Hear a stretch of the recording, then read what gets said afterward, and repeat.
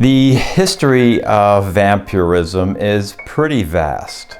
Cultures such as Mesopotamia, ancient Greece, and Rome all had tales of demons and spirits, which may be precursors to modern vampires. What vampires are, what they do, how you kill them, it all depends on what part of the world you live. For instance, in Chile there's a vampire creature called Invok, who is created by witchcraft, where witches kidnap a firstborn male child and do some pretty disturbing things to it in order to create a creature of the night. But this kind of vampire will only attack you if you enter a witch's cave. Or the Ogulgin, which is a Czech Republic vampire that must be captured and reburied at crossroads in order to kill it. Or the Owen, a Polish vampire that when it's first buried will eat itself until it can't reach any other of its body parts. Then it rises from the grave and attacks its former family members before moving on to others. Then there's an Irish legend that speaks of Avertok, who is one of the living dead that can only be restrained by killing him with a sword made of yew wood, burying him upside down, surrounding his grave with thorns, and placing a large stone on top of his grave. In Norse myth, a Draugr is a revenant or an animated corpse with a corporeal body, often giving off a morbid stench like a smell of decay.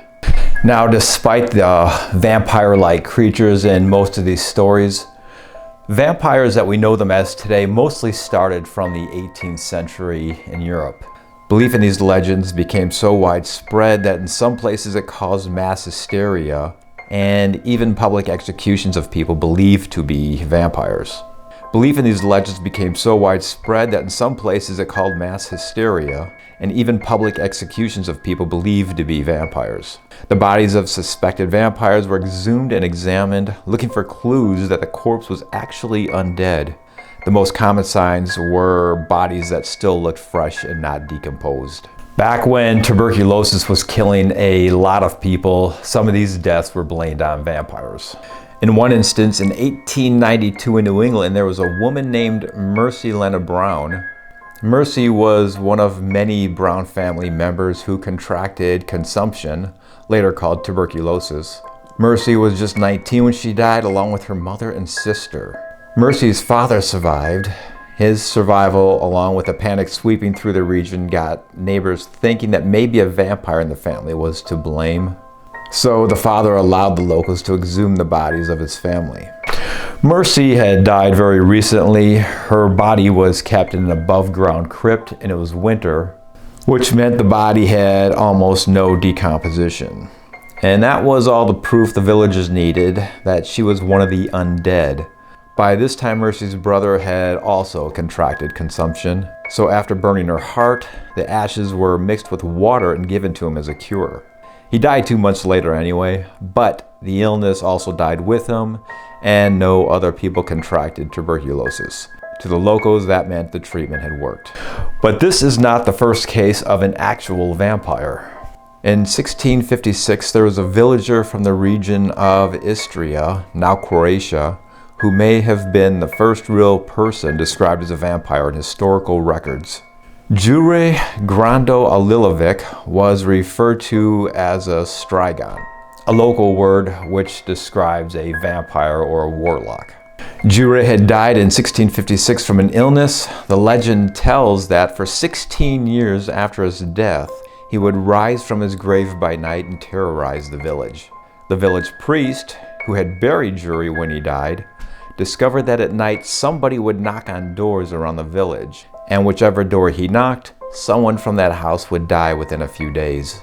Jure also appeared to his terrified widow Ivana in their bedroom. She described the corpse as looking as though he was smiling and gasping for breath before assaulting her.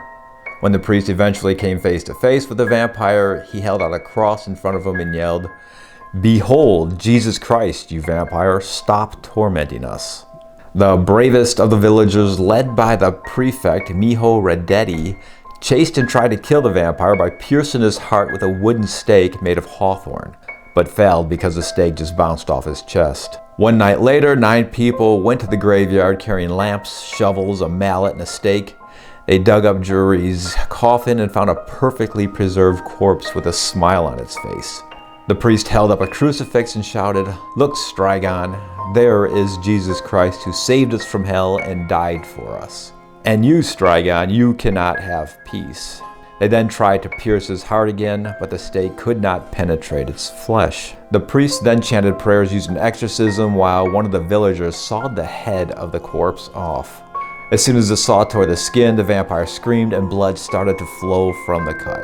And according to folklore, peace returned to the village after the decapitation. And today, centuries later, that town has embraced the story of Juri and even has a vampire-themed bar aimed at attracting tourists. In 2006, a plaque was installed commemorating the villagers who destroyed the vampire.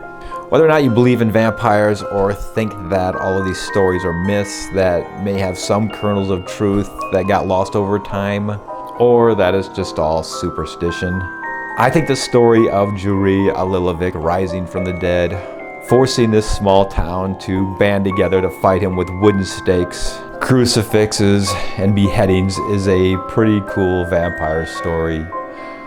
Good night. Boo.